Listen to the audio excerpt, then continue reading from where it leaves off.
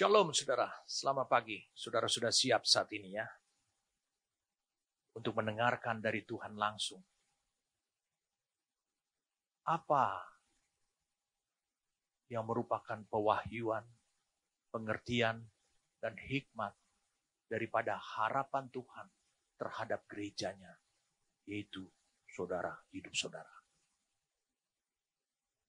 Saya akan melanjutkan lagi dari kitab Kidung Agung yang saya sudah sampaikan dari minggu lalu.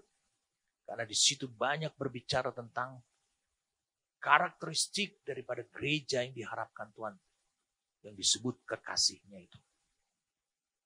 Bukan umatnya, tetapi kekasihnya itu.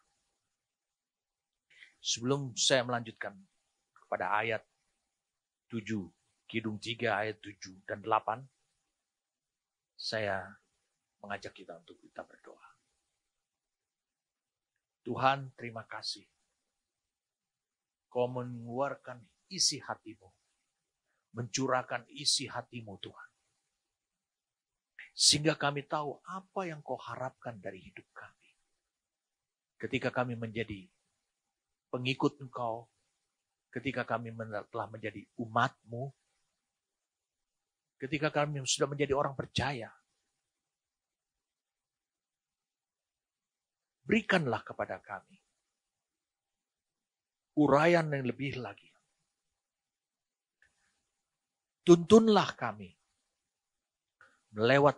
melalui Roh-Mu yang kudus dan oleh firman-Mu juga, supaya kami tepat seperti yang diharapkan oleh Tuhan.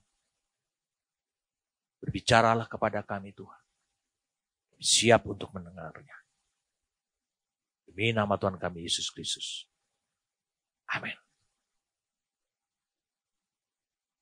Kita lanjutkan sekarang adalah Kidung 3 ayat 7 dan ayat 8. Lihat, itulah Joli Salomo, dikelilingi oleh 60 pahlawan dari antara pahlawan-pahlawan Israel.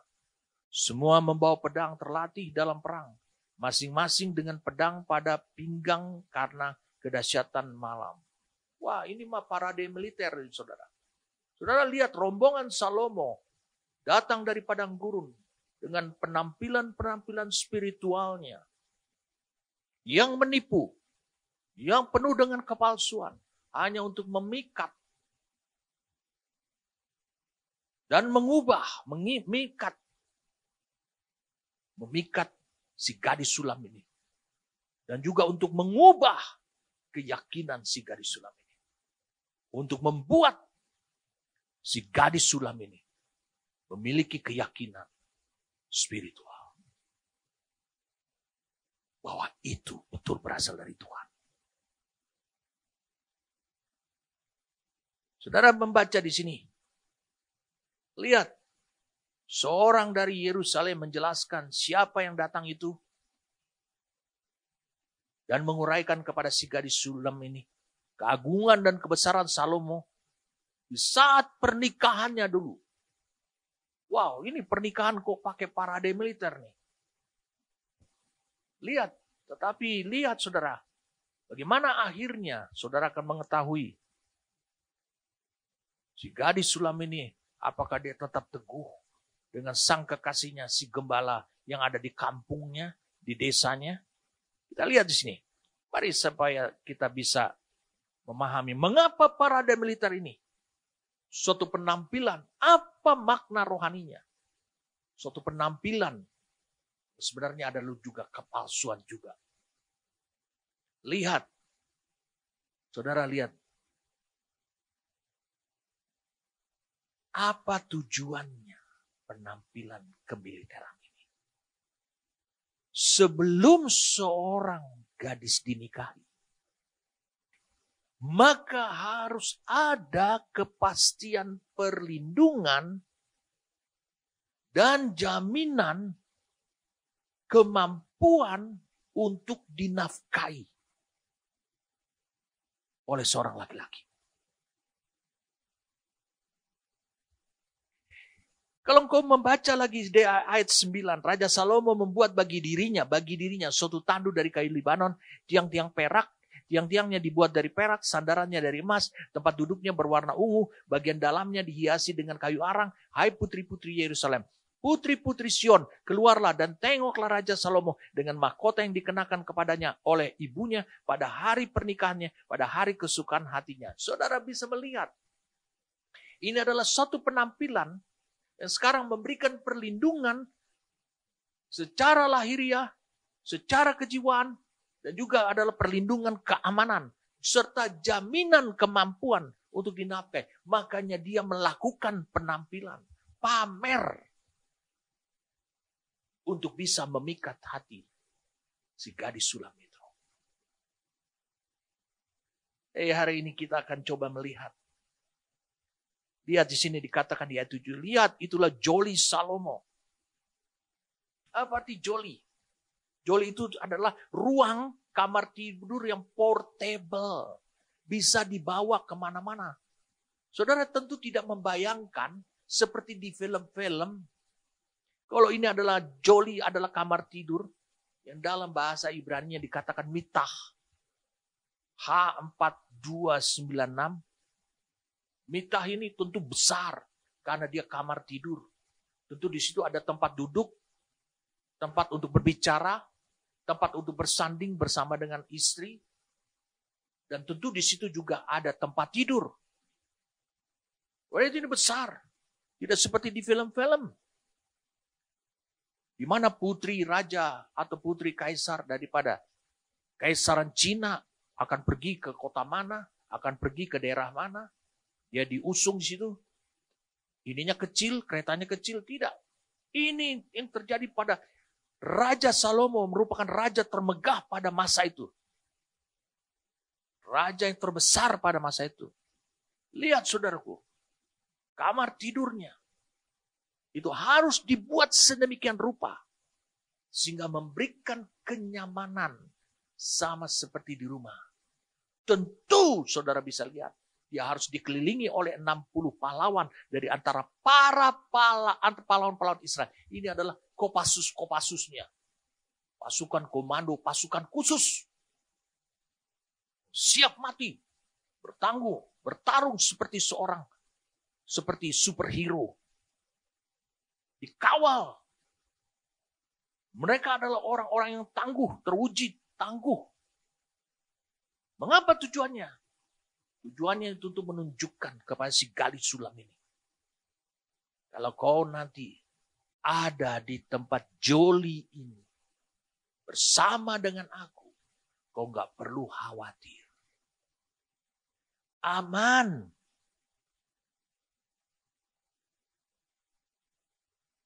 Kalaupun dikatakan di ayat yang ke-8, semua membawa pedang, terlatih dalam perang masing-masing dengan pedang pada pinggang karena kedahsyatan malam. Malam adalah situasi yang paling menakutkan. Karena penuh dengan kejahatan, binatang buas, apa saja. Saudara bisa bayangkan kalau engkau tidur di joli tersebut. Bersama dengan kekasihmu. Melakukan perjalanan pada malam hari. Kau bisa rest. Karena kau dikawal dengan 60 orang. Bukan tentara biasa. Tetapi para pahlawan. Saya katakan para pahlawan. Ini memberikan ketentraman. Ini memberikan rasa aman. Saya ingin kita mengutip. Yesaya pasal yang ke-9. Yesaya pasal yang ke-9. Saudara, ini sangat menarik sekali. Saya pribadi, aliran air Tuhan itu mengalir demikian luar biasa pada hidup saya ketika Tuhan berbicara menjelaskan kitab Kidung Agung ini. Sehubungan dengan gereja Tuhan di masa yang akan datang. Di situ dikatakan adalah Yesaya 9 ayat 5, sebab seorang anak telah lahir untuk kita. Seorang putra telah diberikan untuk kita. Lambang pemerintahan ada di atas bahunya. Dan namanya, dikatakan namanya disebutkan orang. Penasihat ajaib. Allah yang perkasa. Bapa yang kekal. Kemudian dikatakan lagi adalah Raja damai. Dikatakan adalah Raja Damai. Wow. Ini menarik buat kita. Dikatakan adalah the Prince of Peace. Raja Damai. Orang selalu ingin mencari kedamaian, ketenangan di dalam hatinya. Inilah yang selalu menjadi ukuran bagi banyak orang, khususnya para gadis, jika dia ingin dinikahkan. Dan seorang pria, dia tentu ingin mengecek lebih dahulu. Apakah dia merasa aman? Terjamin? Atau dia nanti akan merasakan gundah gulana? Tentu wanita tidak akan mau seperti itu. Tampilan yang dilihat dengan jolinya ini oleh si gadis sulam ini. Bagaimana dengan si gadis sulam ini?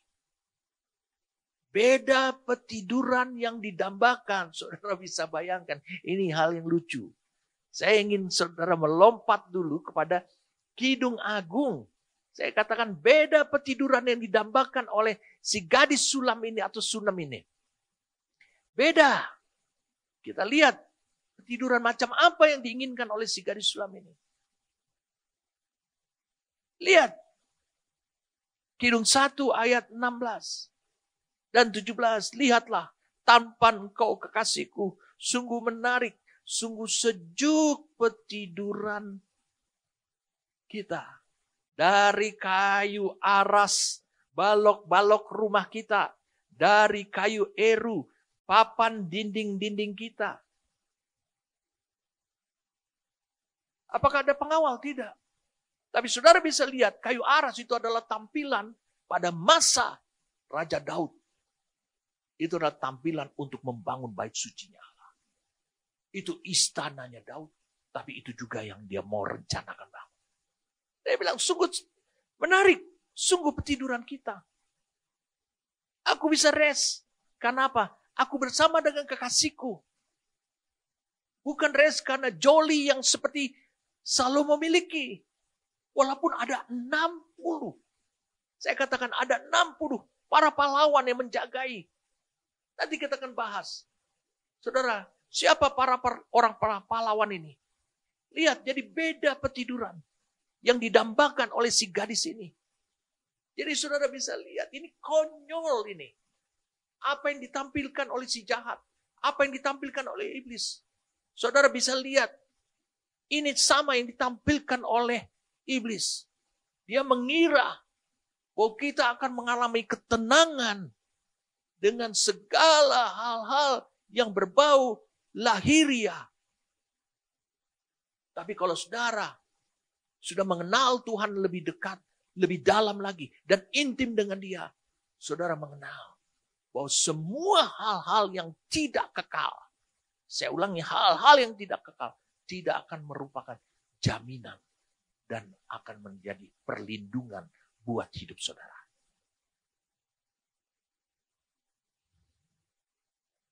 Wah, menarik sekali saudara. Itu jolinya Salomo seperti itu. Dikelilingi oleh 60 pahlawan dari antara pahlawan Israel. Sekarang kita akan bahas 60 pahlawan Israel ini. Saya mau tunjukin pada saudara. Ini yang saya dapatkan dari Tuhan. Mengapa 60? Karena pada saat ini, menurut Kidung 6 ayat 8, saudara lihat pada tampilannya. Lihat pada tampilannya. Bukankah Raja Salomo ini sedang pamer? Lihat pada tampilannya. Salomo telah memiliki 60 permasyuri atau istri. Jadi dia pastikan setiap istri-istrinya mendapatkan hal yang sama. Dia tunjukkan, dia pamer.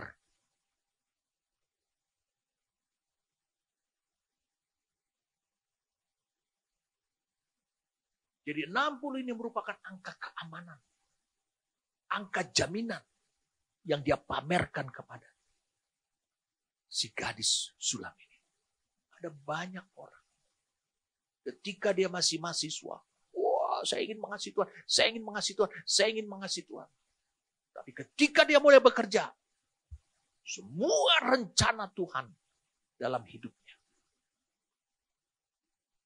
batal, gagal. Yang terjadi adalah rencana dia wujudkan. Meskipun dia tidak berbuat dosa, meskipun dia tidak melakukan hal-hal yang tidak benar ataupun tidak baik menurut orang dunia ataupun menurut dunia, tapi rencana Allah gagal.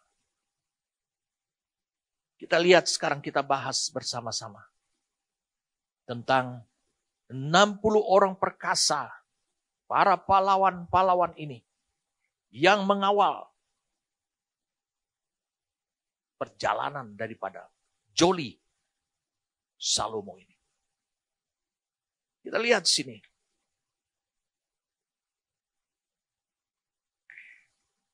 Para pahlawan-pahlawan ini disebutkan itu dengan kata Gibor.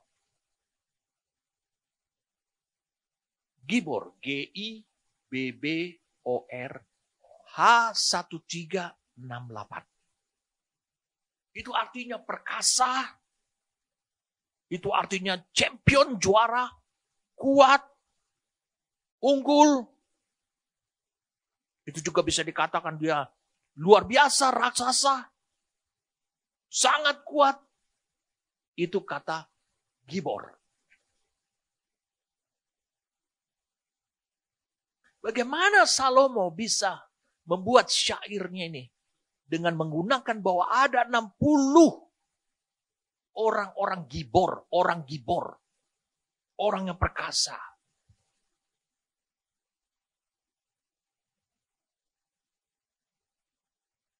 Saya mau menggugah pada saudara, mengingatkan dengan mudah pada saudara. Goliat, saya katakan Goliat di 1 Samuel 17. Goliat di 1 Samuel 17.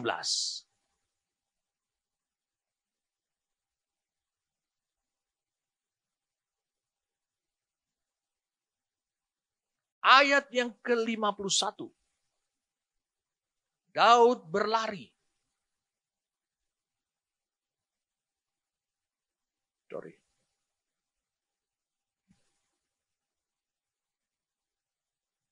Ya, betul. Kita lihat di sini. Daud berlari. Ayat 51. Mendapatkan orang Filistin itu lalu berdiri di sebelahnya, diambilnya pedangnya, dihunusnya dari sarungnya, lalu menghabisi dia. Dipancungnya lah kepalanya dengan pedang itu. Ketika orang-orang Filistin melihat bahwa pahlawan mereka, jadi Goliat maksudnya, bahwa pahlawan mereka, di sini digunakan adalah champion, juara mereka, juara. Itu digunakan kata Gibor, telah mati, maka larilah mereka. Jadi kalau ada dalam perjalanan, dalam kedahsyatan malam, mereka melakukan perjalanan dan bisa mengalahkan ke-60 orang ini. Itu adalah sesuatu yang tidak mungkin lagi dikalahkan. Tapi kalau ada yang bisa mengalahkan, maka habislah seluruh rombongan daripada Raja Salomo ini. Ini memberikan arti pada diri kita. Goliat menjadi unggulan sebuah bangsa. Bangsa Filistin. Dia disebut Gibor. Dan hidupnya menentukan kemenangan dan kekalahan. Ataupun ditaklukkannya sebuah bangsa. Berarti kekuasaan itu ada pada orang yang disebut dengan Gibor. Ini orang yang perkasa. Lihat Salomo melakukan pamer seperti itu. Kadangkala engkau juga mudah tertipu dengan melihat orang-orang yang nampaknya Gibor. Tapi saya mau tunjukkan pada saudara siapa yang lebih gibor dalam hal ini. Adalah orang yang tidak terkalahkan. Salomo memiliki 60 gibor. Dia menawarkan 60 gibor. Tapi pada akhirnya si wanita Sulam ini, dia tetap teguh. Tidak bisa dipikat, dipinang, atau dikalahkan hatinya. Jadi siapa yang gibor? Wanita Sulam. Saya mau tunjukin pada saudara sekarang. Siapa orang-orang, hamba-hamba Tuhan, yang disebutkan dengan kata gibor. Tidak terlalu jauh dari masa sebelum, dari masanya, tidak terlalu jauh dari masanya Raja Salomo pada saat ini. Dan itu ternyata ada pada kakeknya, kakek buyutnya Salomo, yang bernama Boas. Rut pasal yang kedua, saya ulangi, Rut pasal yang kedua.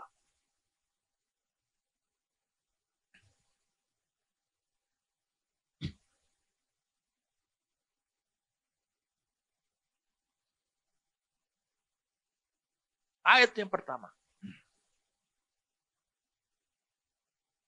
Naomi itu mempunyai seorang anak dari pihak suaminya. Naomi itu mempunyai seorang anak dari pihak suaminya. Seorang yang kaya dari kaum Elimelek, namanya Boas. Sorry saudara. Di sini dikatakan bahwa dia seorang yang kaya. Ya kan? Tapi kalau engkau baca dalam King James Version lain. And Naomi had a kinsman, family, of her husbands, a mighty man of wealth. Jadi bukan seorang yang kaya. Tapi di mighty man-nya ini digunakan kata gibor. Seorang gibor dari kekayaannya. Kekayaannya itu apa? Tidak harus dia adalah harta materi. Ini pernyataan yang ditulis kemudian oleh istri Boas, Rut, dalam kitabnya. Bahwa Naomi menjelaskan kepada Rut, bukankah ini adalah dua janda yang kembali tanpa apa-apa? Yang hanya adalah marahnya Tuhan. Istilahnya nasib sial. Dia sudah tidak memiliki apa-apa lagi. Kembali lagi ke Bethlehem dari tanah Moab. Saudara bisa pahami di sini. Naomi rupanya kenal banget lah dengan Boas. Makanya dia katakan dia tuh gibor. Dia tuh perkasa. Ternyata perkasa itu bukan hanya perkasa, dia hanya kaya. Tapi dia juga memiliki keperkasaan jiwa. Memiliki jiwa yang berbeda. Dan juga kata gibor adalah keperkasaan spiritual. Makanya ketika Goliat kalah, saudara bisa mengerti sekarang. Ketika Goliat kalah, maka habislah seluruh Filistin dikejar-kejar. Mereka menjadi runtuh hati mereka. Karena juara mereka dikalahkan oleh anak kecil. Orang yang bertubuh pendek. Hanya sebagai seorang gembala. Seperti Daud. Saya ingin, karena saya menyala-nyala dalam Tuhan. Saudara lihat kemudian. Naomi memasang strategi. Supaya bagaimana akhirnya Rut ini akhirnya bisa dipekerjakan dan bahkan Rut ini bisa akhirnya sampai dia bisa dipinang atau dinikahkan oleh Boas. Saudara bisa lihat Naomi ini luar biasa. Tetapi kemudian Naomi ini, dia memakai suatu cara yang sedikit mulai keluar dari kebenaran. Katakan nanti, dia pelajari, dia ketahui kebiasaan Boas ini seperti apa. Suka tidur, malam di gudangnya, tempat pengirikan, tempat penyimpanan pengirikan. Lalu kemudian suka minum. Lalu kemudian nanti kau lakukan begini, lakukan begini, lakukan begini. Saudara bisa lihat gibornya Boas ini. Meskipun Naomi memakai cara yang salah.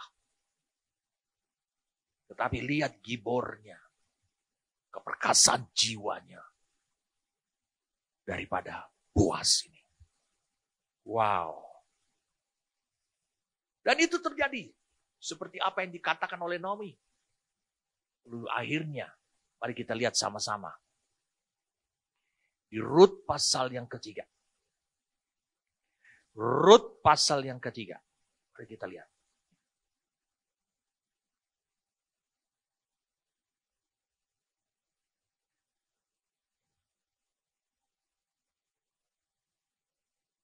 Lihat. 3 ayat 1. Lalu Naomi mertuanya itu berkata kepadanya, anakku, apakah tidak ada baiknya jika aku mencari tempat perlindungan bagimu, supaya engkau bahagia. Maka sekarang bukankah Boas yang pekerjanya perempuan telah kau temani itu adalah sanak kita? Ya pada malam ini menampi jelai di tempat pengirikan. Maka mandilah, beruraplah, pakailah pakaian bagus. Dan pergilah ke tempat pengirikan itu. Tetapi janganlah engkau ketahuan kepada orang lain. Harus diam-diam. Sebelum ia selesai makan dan minum. Jika ia membaringkan diri tidur, haruslah engkau perhatikan baik-baik tempat ia berbaring. Kemudian datanglah dekat. Singkapkanlah selimut dari kakinya. Dan berbaringlah di sana. Maka ia akan memberitahukan kepadamu. Apa yang harus kau lakukan. Lalu kata Rut kepadanya, segala yang kau katakan itu akan kulakukan. Ini Rut ini terlalu tulus. Terlalu tulus. Sesudah itu pergilah ia ke tempat pengirikan. Dan dilakukannya tepat seperti yang diperintahkan mertuanya itu kepadanya. Setelah Boas habis makan dan minum, dan hatinya gembira, datanglah ia untuk membaringkan diri tidur pada ujung timbunan jelai itu. Kemudian datanglah perempuan itu dekat dengan diam-diam. Disingkapkannya lah selimut dari kaki Boas dan berbaringlah ia di situ. Ini satu selimut. Lalu kemudian dia terkejut, terjaga. Pada waktu tengah malam dengan terkejut terjagalah orang itu. Lalu meraba-raba ke sekelilingnya. Dan ternyata ada seorang perempuan berbaring di sebelah kakinya. Saudara bisa lihat di sebelah kakinya. Berbaring di situ.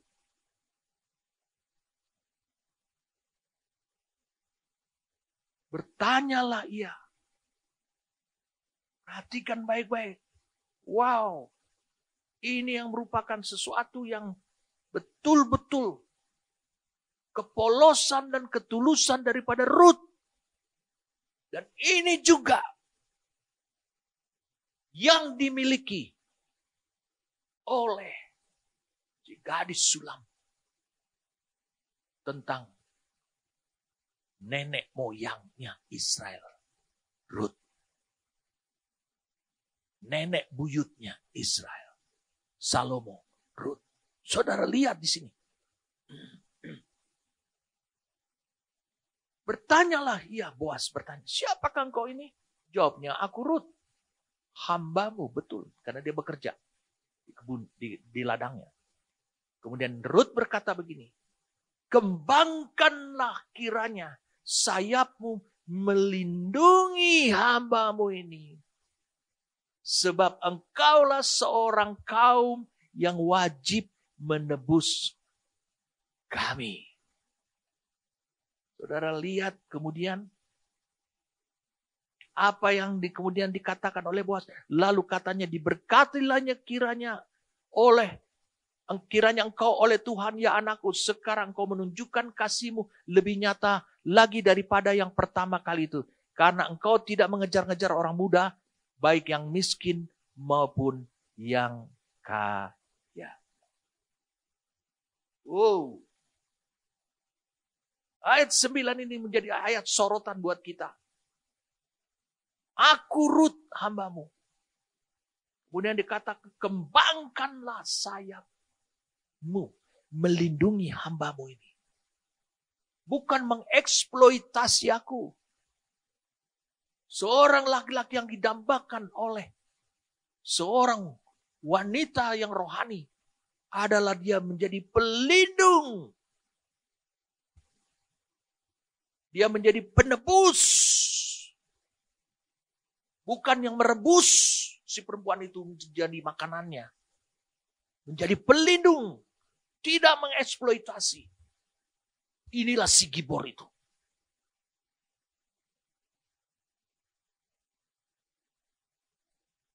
Saudara bisa bayangkan. Siapa yang berjiwa besar di sini yang dilihat oleh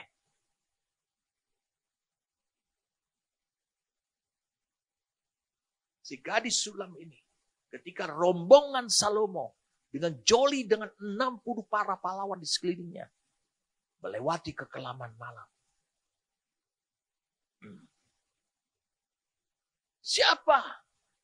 Siapa yang dianggap sebagai Gibor? Orang perkasa, berjiwa perkasa. Saudara bisa pahami sekarang. Apa yang dipertontonkan, yang dilihat oleh si gadis sulam ini, itu adalah pamer spiritual. Seolah-olah dia katakan, begini akan terjadi perlindungan dan keamanan. Inilah sayap dunia yang akan melindungi hidupmu. Wah, si gadis ini mengatakan dengan tegas, seolah-olah dalam hatinya dia berkata, wah kok kayaknya kontradiksi nih. Dikatakan kontradiksi. Kontradiksi dengan apa yang terjadi pada Rut. Apa yang terjadi pada hidupku dengan sang gembala, kekasihnya. Bertentangan. Kita harus mengetahui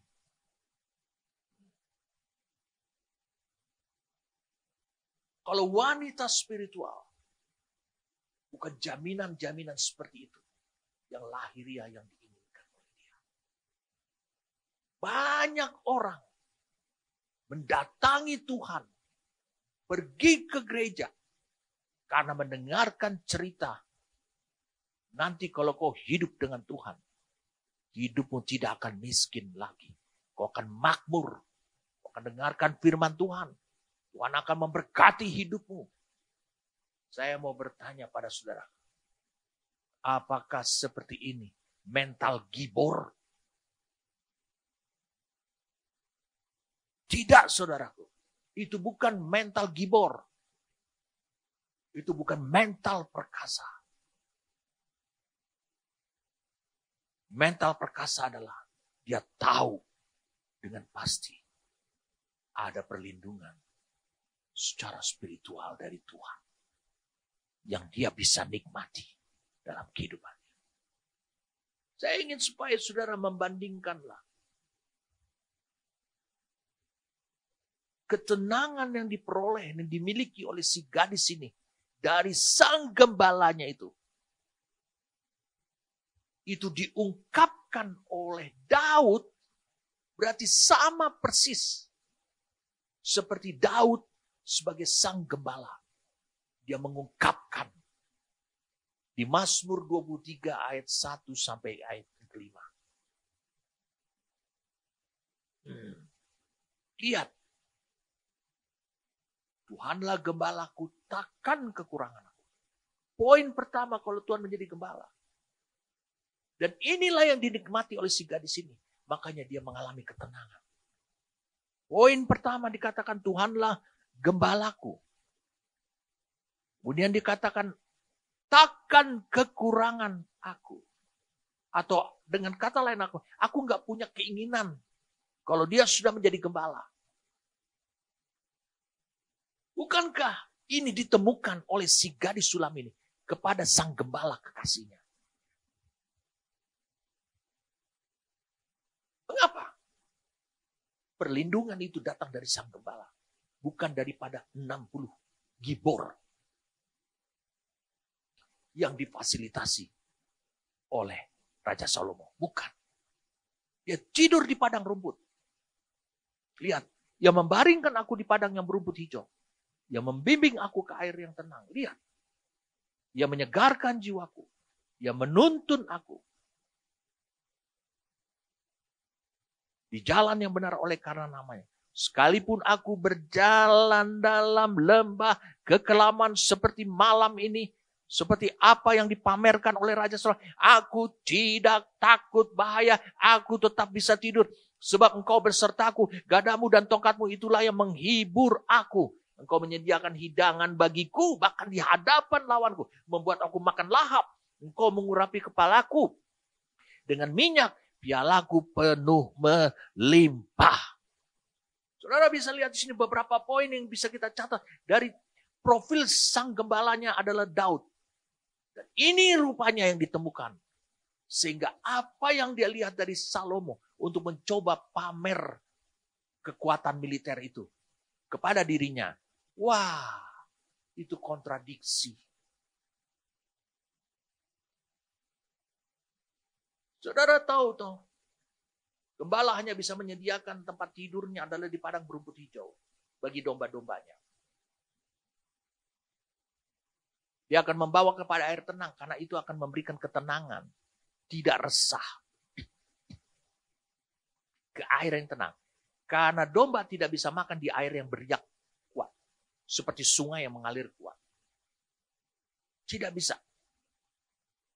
Kemudian dia tidak takut akan masa bahaya, kekelaman. Kau bisa lihat lagi itu di dalam Mazmur pasal 91. Mazmur pasal 91. Ayat yang kelima. Engkau tak usah takut terhadap kedahsyatan malam. Terhadap panah yang terbang di waktu siang. Engkau tidak usah takut. Bahkan kalau kau baca terhadap penyakit sampar yang berjalan di dalam gelap. Terhadap penyakit menular yang mengamuk di waktu pedang. Walau 1000 orang rebah di sisimu dan 10.000 di sebelah kanan. Tetapi itu tidak akan menimpamu. Kau akan menontonnya dengan matamu sendiri. Dan melihat pembalasan terhadap orang-orang fasik. Siapa yang melakukan itu? Siapa yang melakukan itu? Lihat di ayat terakhirnya. Sebab Tuhan ialah tempat perlindungan. Yang maha tinggi telah kau buat tempat perteduhanmu. Jadi Daud, dia menunjukkan dirinya sebagai gembala. Lalu dia bayangkan kalau Tuhan adalah gembalanya dia. Sama seperti gembala itu, tidak punya keinginan yang lain lagi. Dan saudara bisa lihat, ini akan memberikan apa? Ketenangan. Kepada siapa? Si gadis. Dia tidak perlu resah. Dia tidak perlu bimbang. Jadi saudara bisa lihat ini, apa yang dipamerkan oleh Salomo. Itu kontradiksi dengan figur daripada Daud ayahnya sendiri. Allah itu adalah tempat perlindungan, saudara. Bukan hal seperti itu. Banyak orang yang mengatakan, waduh, saya punya kumpulin harta. Terus. Lalu kemudian kau berpikir seperti ini. Kau mengatakan seperti ini. Wah, kira-kira cukup nggak nih ya? Nanti kalau aku dipanggil Tuhan, bagaimana dengan anak-anakku? Anakku belum bisa begini. Wah, ikut asuransi. Supaya ada jaminan. Jaminan hari tua buat hidupmu dan juga buat anak-anak cucumu. Lihat saudara. Apakah kehidupan kita seperti itu?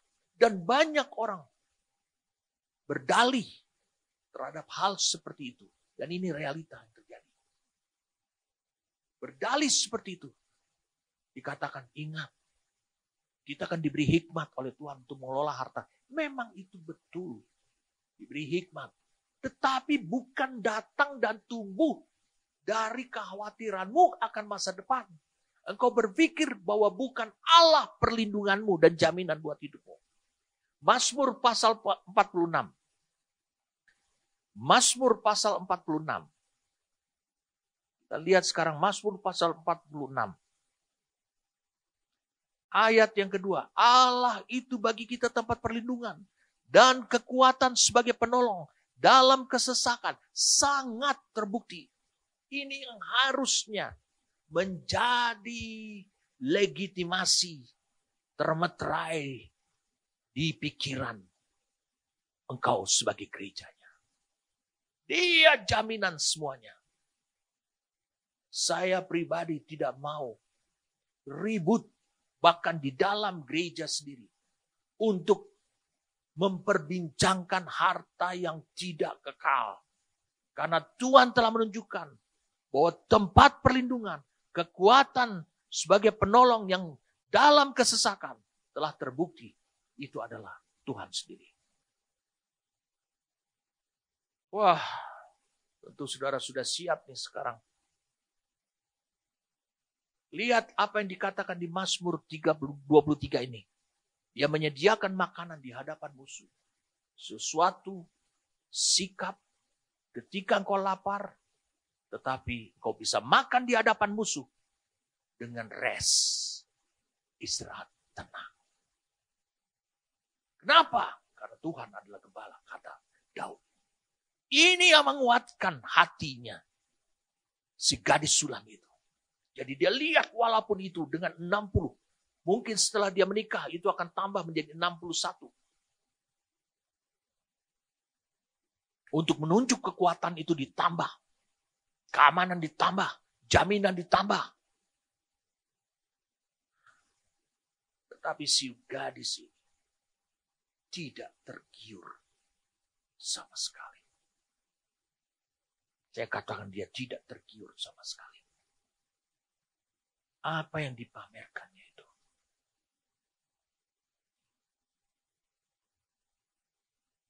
Saudara lihat. Bagaimana saudara bisa menghadapi pencobaan yang seperti ini pada masa seperti ini. Meskipun engkau tahu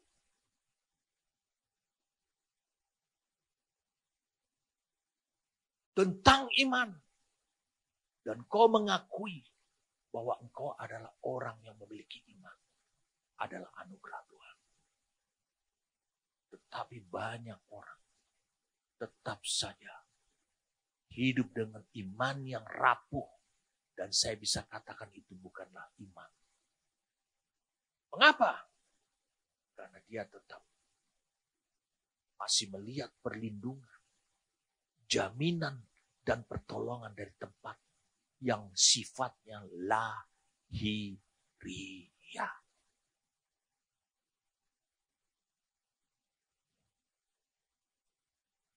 Kita lihat baca ayat yang ke-8. Semua membawa pedang. Kidung 3 ayat 8. Terlatih dalam perang. Wow. Luar biasa ini. Kemudian dikatakan. Masing-masing dengan pedang pada pinggang. Karena kedahsyatan malam. Stand by. Karena kedahsyatan malam. Tapi berbeda dengan sang gembala. Domba-dombanya akan merasa tenang. Sekalipun aku dari lembah bayang maut, lembah kekelam, aku tidak tahu. Sebab gada dan tongkat ini bukan pedang. Senjata perlindungan dari Tuhan bukanlah hal-hal yang lahiriah seperti pedang. Gada dan tongkat itu yang dikenal oleh sang gembala. Gembala kita adalah Tuhan. Itu yang membuat si dombanya tenang. Itu juga yang membuat si gadis sulam ini. Kayaknya nggak ada tuh perlindungan dan jaminan pertolongan yang lebih daripada si gembala sang kekasihku. Nggak ada tuh yang lain lagi. Mengapa dia berkata begitu? Seolah-olah dia berpikir seperti itu. Makanya yang dia dambakan adalah sang kekasihnya. Karena dia tidak temukan di sini. Semuanya ini hanya berbau hal-hal yang lahiriah. Itu saudara. Dia tidak temukan itu. Saya ingin tunjukin pada saudara. Mengapa si gadis ini begitu teguh. Saya katakan begitu teguh. Dia mengatakan seperti itu. Dia melihat seperti itu. Saya ingin kita melihat pada ayat sebelumnya. Pada Kidung Agung 2 ayat 16. Karena ayat inilah menjadi dasar. Dia membandingkannya dengan gembala yang benar. Mari kita lihat Kidung 2 ayat 16. Kekasihku kepunyaanku dan aku kepunyaan dia yang menggembalakan domba di tengah-tengah bunga bakul. Kalau kekasihnya si gadis sulam ini adalah seorang gembala. Dan dia disebutkan menggembalakan domba. Di tengah-tengah bunga bakul. Bunga bakul ini adalah si gadis sulam ini. Dan dia adalah milikku. Berarti dia sama seperti yang Daud katakan. Gembala adalah pemilik daripada dombanya. Dia membayangkan. Karena aku pemilik. Aku milik daripada sang kekasihku gembala. Maka aku akan terus diperlakukan. Seperti gembala memperlakukan domba-dombanya.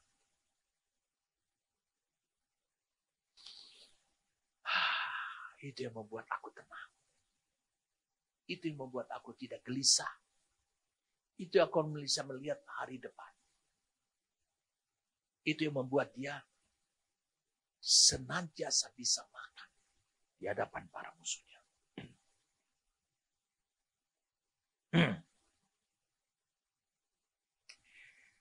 Wow. Dia tidak butuh pedang. Dia butuh sesuatu yang spesifik. Gada dan tongkat.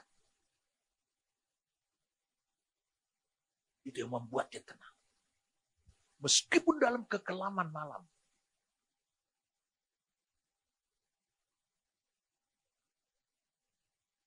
Ketika krisis moneter terjadi beberapa kali di dunia ini. Dan melanda Indonesia juga dengan dahsyat. Dan ketika COVID-19 selama 4 tahun melanda seluruh dunia. Dan banyak korban. Dan bukan hanya itu saja. Banyak perusahaan menjadi bangkrut dan tutup. Tidak lagi bisa memulai usaha mereka. Saudara tahu.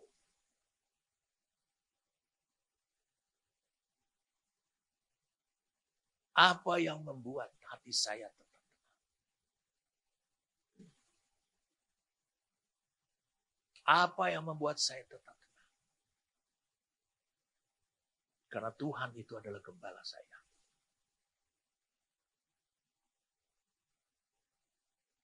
Mengapa saya bisa tenang sedemikian rupa? Karena Tuhan sedang memukul seluruh dunia. Arogansi seluruh dunia. Kesombongan seluruh dunia. Dia sedang pukul, sedang hantam.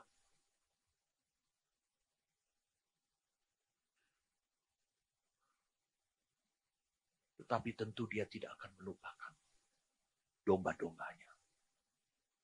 Hanya itu aja yang saya tahu. Semuanya ini ada dalam kendali Tuhan. Tentu dia tidak akan membiarkan saya. Apa saja saudara bisa terjadi di dunia ini. Tuhan memukul dengan dahsyat sekali. Menjadikan dunia ini menjadi kekelaman malam yang dahsyat sekali. Tetapi apa yang terjadi dengan hidup saudara? Lihat, apakah engkau percaya pada jaminan dan perlindungan dari dunia ini? Saya tidak bisa menemukan sebuah bisnis yang tetap langgeng. Semuanya berfluktuasi. Dan itu yang menggoyahkan banyak orang.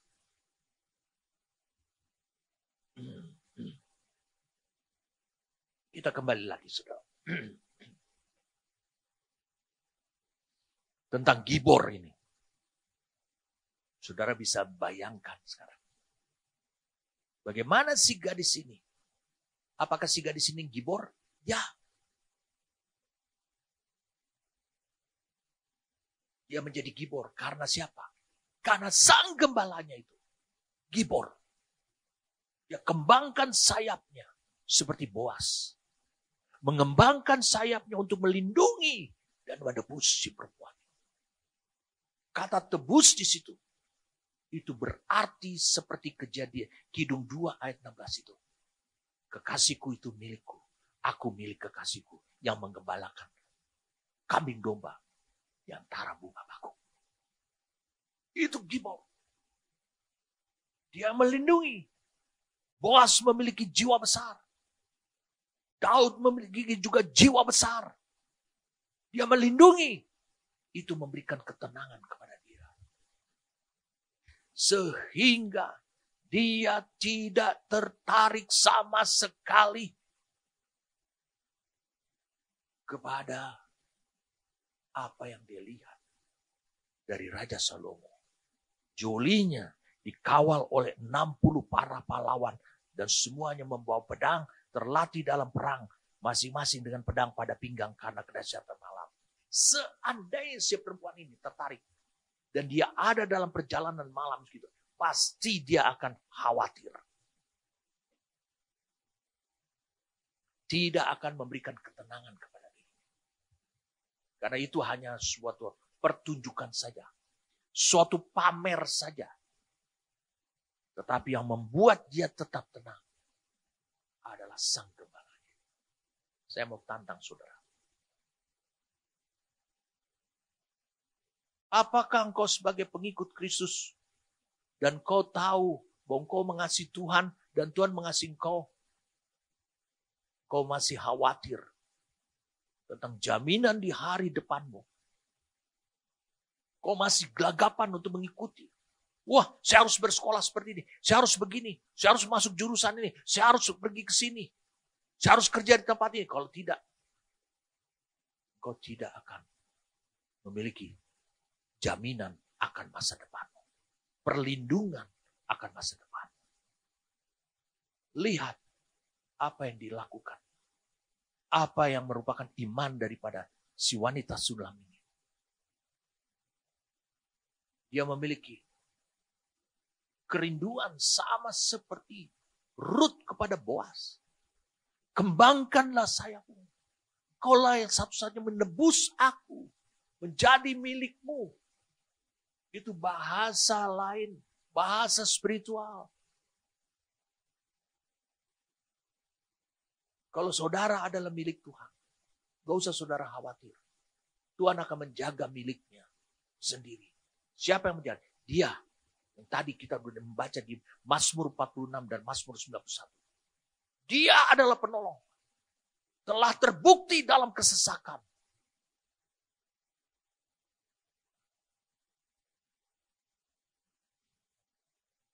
Wah, kita nggak habis-habisnya ini. Untuk melihat mengapa Tuhan menginginkan saudara mendengarkan ini terus penekanannya di sini. Karena itu yang didapati Tuhan dalam hidupmu. Saat ini. Saya katakan saat ini. Kau masih mengandalkan seperti apa yang disajikan oleh Raja Salomo ini.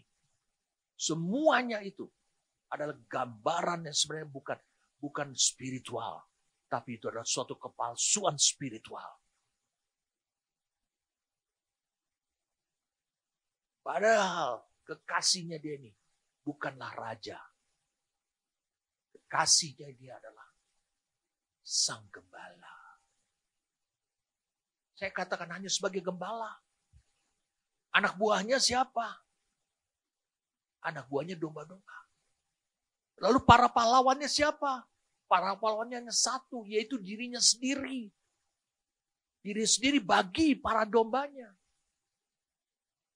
Jadi saudara bisa melihat, jikalau si gadis ini selalu terbayang kepada kekasihnya itu. Karena di pasal 1, pasal 2, pasal 3 kita udah mau selesaikan pasal 3. Dia terbayang pada kekasihnya itu. Sosok kekasihnya itu. Seperti apa yang dikatakan dalam Kidung pasal yang pertama. Tentang reputasi daripada si kekasihnya ini. Dikatakan apa? Kidung pertama. Ayat yang ke-2 dan 3. Kiranya mencium aku dengan kecupan karena cintamu lebih nikmat daripada anggur. Harum bau minyakmu. Bagaikan minyak yang tercurah dalam namamu. Jadi ini bicara tentang reputasinya. Sebagai gembala telah terbukti. Wah, makanya aku ingin menjadi miliknya. Itu akan memberikan kepadaku perlindungan. Bukan aku yang mati dulu dalam bahaya. Tapi sang gembala yang akan mati dulu. Tapi saudara bisa lihat apa yang diberikan oleh Salomo. Jika ada bahaya dan aku ada di situ, maka siapa yang mati dulu? 60 para gibor ini mati dulu. Baru aku mati. Berbeda dengan kehidupan yang aku alami.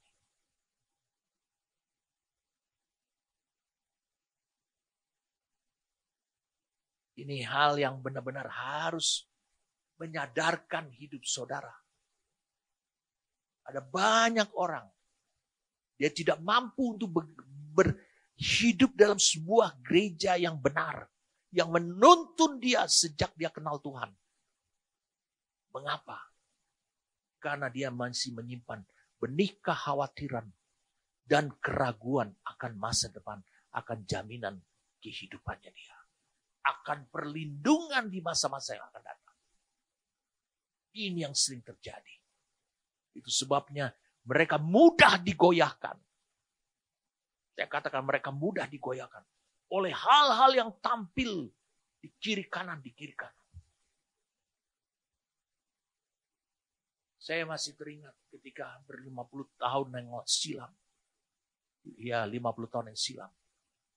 Ketika pertama kali saya berikhtiar untuk saya sekolah di ITB. Dan bukan di Jakarta, tapi di Bandung. Yang dalam pemikiran saya pada waktu itu, kalau saya lulus dari sini, saya akan bisa menjadi orang hebat. Karena ada contohnya saudara saya yang lain. Saya berpikir seperti itu. Tapi saya waktu itu belum bertobat. Belum terima Tuhan Yesus. Tapi ketika saya masuk di ITB, saya ingat janji saya sebelum saya tes masuk. Saya berkata pada Tuhan, Tuhan terima aku. Buat aku keterima di sini. Nanti aku berjanji. Saya kalau berjanji pada Tuhan, saya selalu penuhi. Nanti, apabila engkau luluskan permintaanku ini. Kabulkan permintaanku ini. Apa saja yang kau kendaki dari hidupku, aku akan lakukan. Dan itu terjadi. Saya bertobat terima Tuhan Yesus. Lalu kemudian saudara, saya tahu. Tuhan dengar doa saya. Tuhan suka kepada hati saya. Itu sebabnya ketika saya mulai bertobat, nyala-nyala dalam Tuhan. Tanpa pandang bulu. Tanpa pandang situasi. Saya pun pernah nyaris di drop out. Karena sibuk dengan pelayanan-pelayanan.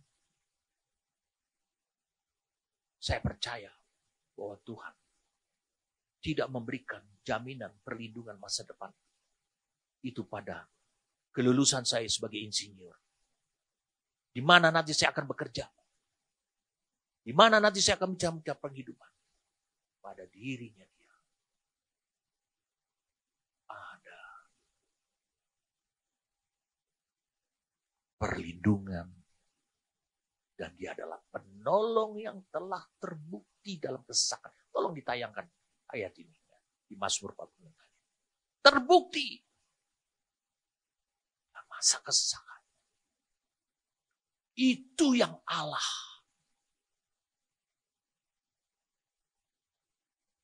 singkapkan kepada saya.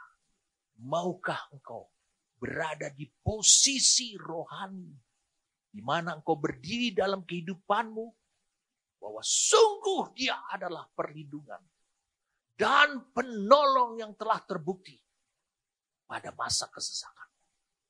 Telah terbukti. Itu sebabnya apa yang Tuhan anugerahkan. Pertama kali saya bekerja. Saya katakan pertama kali saya bekerja. Saudara mau tahu. Istri saya, Mam Teti itu tahu. Waktu itu kami belum menikah. Saya masih kontrak rumah. Dia juga kos. Kami belum menikah. Saya bekerja. Gaji saya pada saat itu sebagai seorang insinyur lulusan ITB.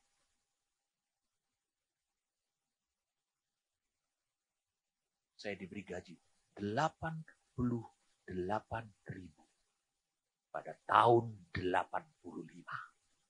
Sementara lulusan SMP yang sudah bekerja pada waktu itu 6 tahun, dia sudah memiliki gaji 150.000 ditambah dengan tunjangan hampir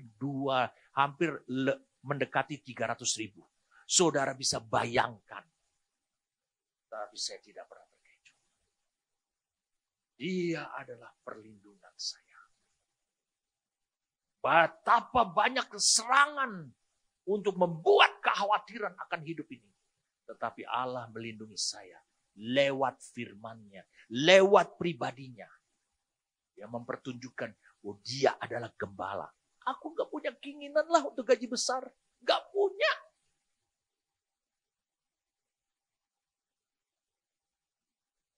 Itu suatu posisi rohani, saudara. Saudara bisa lihat di sini. Bagaimana Kidung 3 ayat 7 dan 8 ini. Engkau sebagai gereja Tuhan melihatnya. Dari posisi sebagai gadis sulam. Wanita sulam atau sunam ini. Apakah engkau menganggapnya itu adalah suatu jaminan, suatu perlindungan yang aman?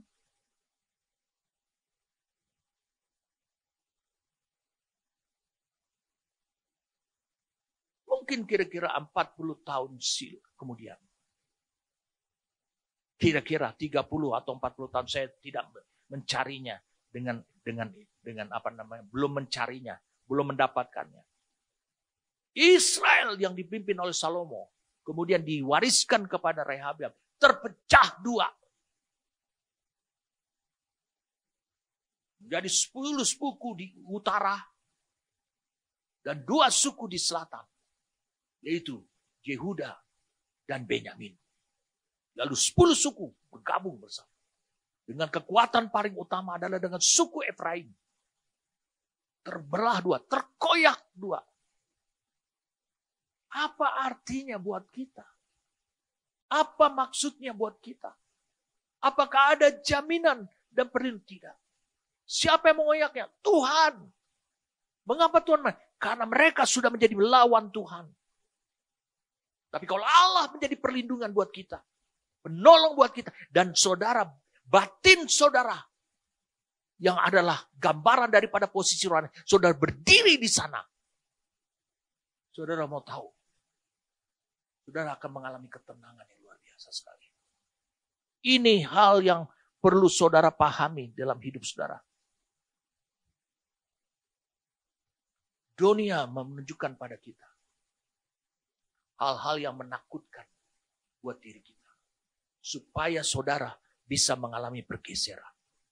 Tapi gereja yang diharapkan oleh Tuhan. Saya ulangi sekali lagi. Tapi gereja yang diharapkan oleh Tuhan. Sebagai kekasihnya. Dia tetap teguh. Tidak tergoyahkan.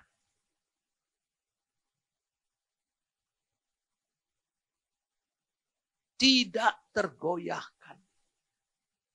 Saya ulangi, sama sekali tidak tergoyahkan. Karena dia memiliki iman yang teguh. Kita baca. Mazmur 46 ayat 2 tadi. Setelah itu kita akan baca kitab Ibrani. Mazmur 46. Allah itu bagi kita tempat perlindungan dan kekuatan. Sebagai penolong dalam kesesakan sangat terbukti. Ingat kenapa dikatakan sangat terbukti. Berarti itu sudah dialami. Bisakah saudara mengalami hal seperti ini? Dia penolong, dia perlindungan yang terbukti. Saudara harus berada di posisi itu supaya saudara bisa mengalami bahwa dia terbukti. Saudara berada di posisi saudara tidak akan khawatir, tidak akan takut terhadap jaminan-jaminan dunia. Sekarang kita baca sekarang. Ibrani pasal yang ke-11. Ibrani pasal yang ke-11.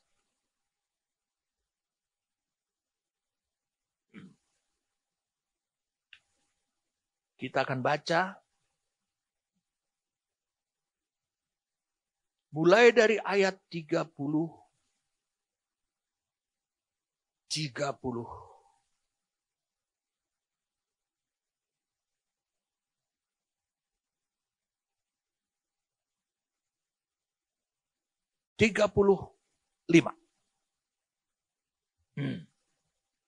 Ibu-ibu telah menerima kembali orang-orangnya yang telah mati, sebab dibangkitkan.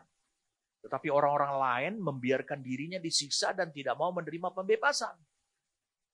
Supaya mereka beroleh kebangkitan yang lebih baik.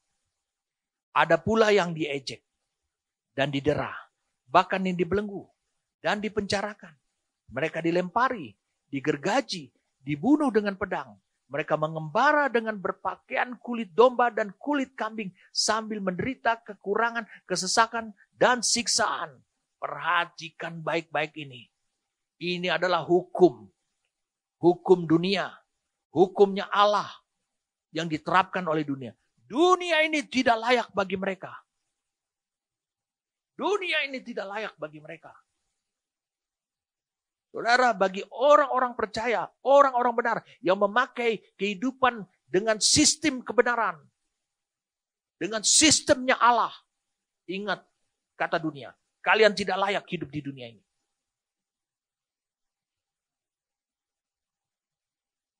Mereka akan berusaha untuk menggagalkan iman saudara. Mereka mengembara di padang gurun dan di pegunungan, dalam gua-gua dan celah-celah gunung. Dan mereka semua tidak memperoleh apa yang dijanjikan itu. Sekalipun iman mereka telah memberikan kepada mereka suatu kesaksian yang baik. Suatu kesaksian yang baik. Sebab Allah telah menyediakan sesuatu yang lebih baik bagi kita. Tanpa kita, mereka tidak dapat sampai kepada kesempurnaan. Lihat, di ayat 39, Allah berjanji pada mereka. Allah yang ngomong pada mereka. Allah berjanji tentang masa depan yang ada di tangan Allah. Ini yang akan terjadi pada hidupmu. Ini akan terjadi. Tetapi ketika mereka mati dalam keadaan compang-camping. Mereka mati dalam kekurangan. Mereka mati dalam kesesakan. Mereka mati dalam siksaan. Mereka mati dalam kondisi seperti dunia tidak layak bagi mereka. Mereka mati seperti itu. Tetapi lihatlah, mereka tetap teguh karena iman.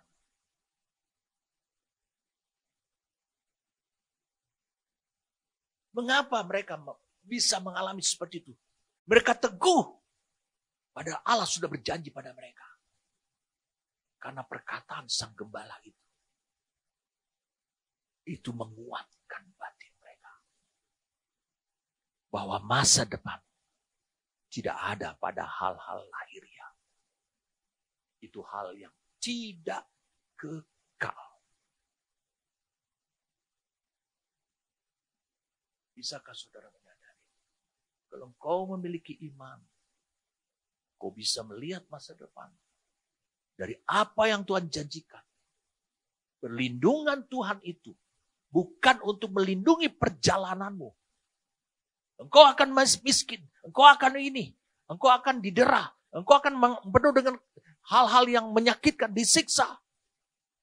Tapi iman itu adalah pertolongan Tuhan, perlindungan Tuhan yang telah terbukti untuk perjalanan rohanimu di posisi yang itu. Di posisi yang diperkenan oleh Tuhan. Itu maksudnya. Sehingga engkau tetap setia kepada Tuhan. Amin. Terima kasih Tuhan. Kau menantang kami Tuhan. Sering sekali semua peragaan dan kemegahan dunia ini dipertontonkan di depan mata kami. Disaksikan oleh banyak orang. Diyakinkan kepada kami. Bahwa itu adalah perlindungan dan jaminan. Kami sebagai mempelai wanitamu. Gereja yang digambarkan sebagai wanitanya. Kami sering mengalami godaan seperti itu. Kami bersyukur. Karena kami tahu. Kami diyakinkan juga. Tuhanlah gembalaku. Aku gak ingin apa-apa lagi. Bukan takkan kekurangan aku. Aku gak ingin yang lain. Aku gak ingin hal-hal yang lahiriah. Jaminan-jaminan dunia. Tuhanlah gembalaku. Kau sudah menunjukkan kepadaku. Terima kasih Tuhan. Saya menantang saudara. Segera saudara harus mengalami pergeseran setelah mendengarkan firman ini. Apa yang kulihat itu adalah sebuah kebohongan ilahi. Itu bukan hal yang kekal. Itu adalah kepalsuan, penipuan. Mana engkau melihat, kalau aku berpendidikan seperti ini, kalau aku memiliki pasangan hidup seperti ini, wah, aku pasti akan bahagia. Sementara Tuhanlah yang harus menjadi gembala. Oh, terima kasih Tuhan. Roh-Mu yang kudus berupaya terus untuk menginsyapkan kami. Menginsyapkan mereka yang mendengarkan firman Tuhan pada hari ini. Beri mereka kesadaran Tuhan.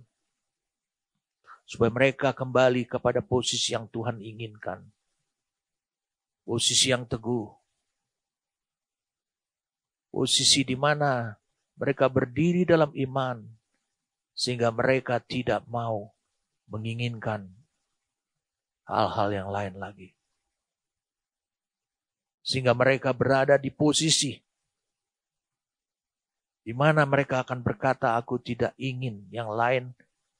Tetapi mereka berada juga di posisi selama mereka hidup di dunia ini. Mereka berada di posisi dunia ini tidak layak bagi mereka. Makasih Tuhan, terima kasih. Makasih untuk Roh-Mu yang kudus. Makasih untuk firman-Mu. Bersyukur padamu Tuhan. Makasih betapa baiknya Engkau. Kau mengungkapkan isi hati-Mu Tuhan. Karena Engkau ingin Tuhan menempatkan kami sebagai gereja yang adalah kekasih-Mu. Yang setia. Yang tidak pernah beranjak dari posisi yang Tuhan telah harapkan buat kami. Saya bersyukur padamu Tuhan. Demi nama Tuhan kami Yesus Kristus. Amin.